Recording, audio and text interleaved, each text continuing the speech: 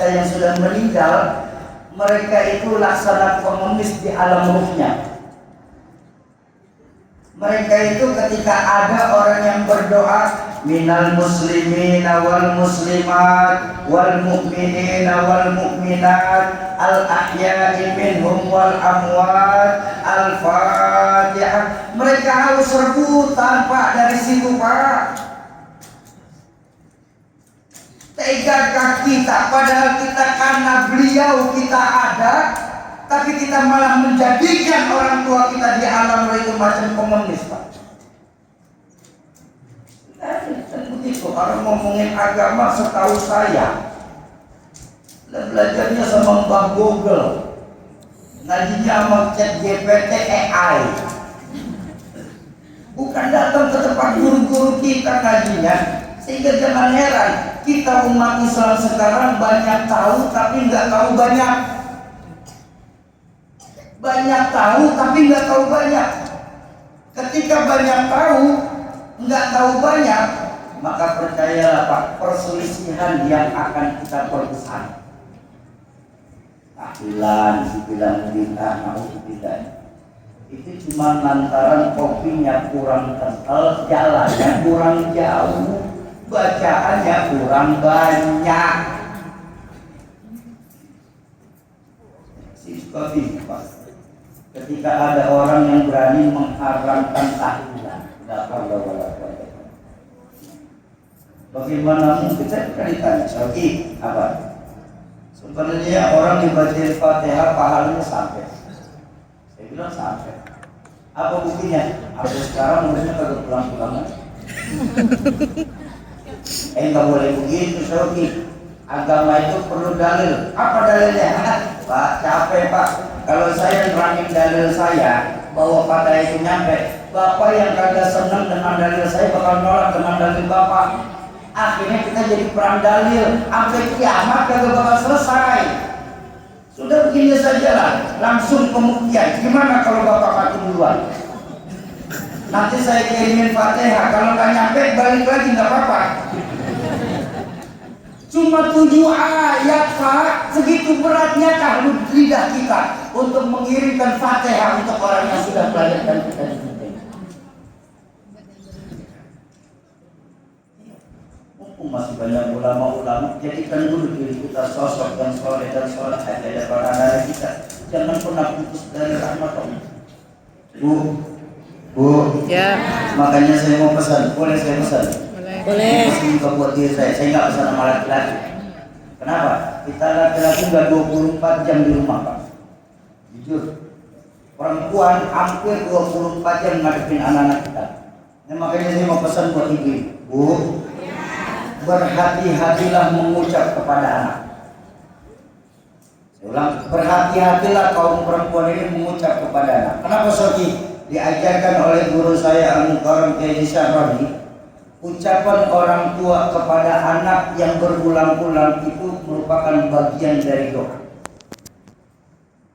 Dan doa orang tua kepada anak kan doa Nabi li ummati. Seperti doa Nabi kepada umatnya, Allah nggak bakal tolak doa tersebut.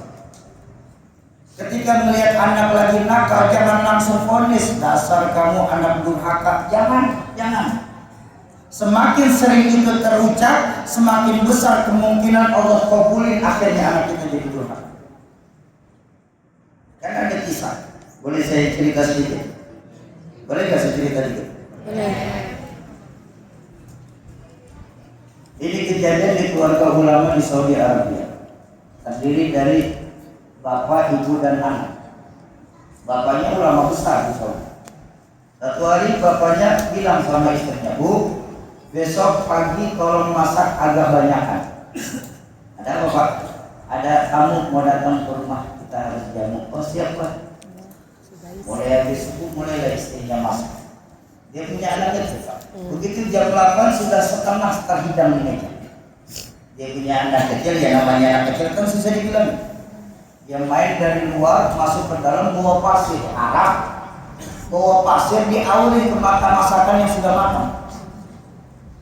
Ini ibunya luar biasa marahnya. Ini ibunya luar biasa marah. Ya Allah nak, luar biasa sekali akhlak kamu nak.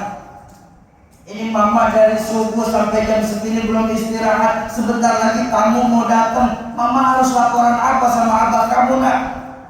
Demi Allah nak, mama marah sama kamu nak. Mama sumpahin kamu jadi imam Masjidil Haram nak. Ya Allah, ini loh orang tua soleh-soleh. Dia benar hatinya marah, tapi otaknya tetap dingin. Itu orang tua, ini ibu, setiap marah selalu mengucapnya satu kalimat, kau jadi imam Masjidil Haram, kau jadi imam Masjidil Haram. Sampai ketika anak beliau sudah menginjak dewasa, usia 15 tahun, abahnya sudah wafat. Tapi nakalnya masih belum hilang. Makanya saya mau pesan, hati-hati sama keluarga ulama. Ya, anak-anak kiai itu biasanya badar-badar itu. Itu dia. Sampai usia 15 tahun nakalnya masih belum hilang. Akhirnya puncaknya ibunya ini ngomong sama anak, kalau kemarin bapakmu masih ada, ibu masih ada tempat curhat, ibu bisa keluarin konak-konak. Tapi sekarang abahmu sudah nggak ada nak, dan kau ini nakalnya luar biasa nak. Ya Allah, mama kagak kuat, ibu kagak kuat ngadapin kamu sendiri nak.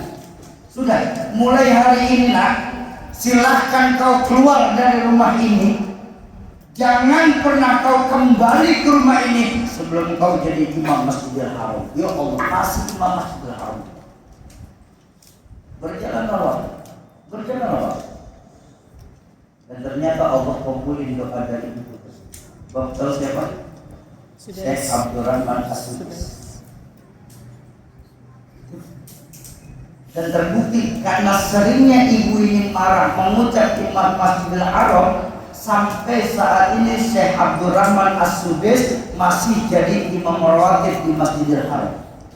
Bahkan Presiden Imam Haramain, dua tanah haram, Mekah dan Madinah, Masjidil Haram dan Nabawi, itu yang milih ngangkat jadi imam Syekh Abdurrahman As-Sudais. Mudah-mudahan kita diberikan rezeki Allah untuk bisa berangkat umrah sholat di gerakan Syekh Abdurrahman. Amin.